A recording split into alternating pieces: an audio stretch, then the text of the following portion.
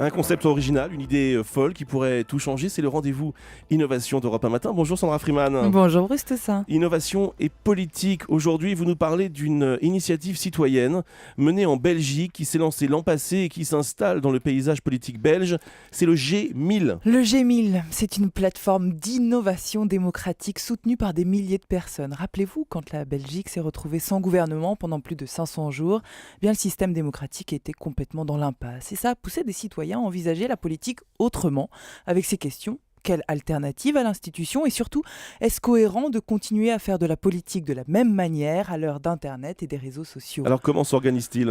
C'est un système structuré en 3 étapes. D'abord sur la toile, tout un chacun peut intervenir en ligne pour faire part de ses sujets de préoccupation.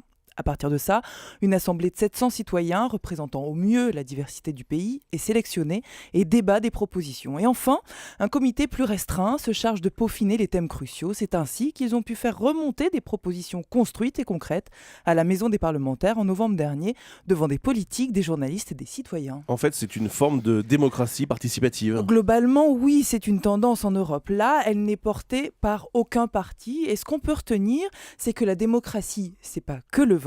Et peut-être qu'en ce moment, en France, en marge du projet de loi sur le mariage pour tous, quand certains réclament un référendum plutôt que de laisser le Parlement faire son travail, eh bien, ce genre d'initiative alternative pourrait être enrichissante. Merci Sandra Freeman.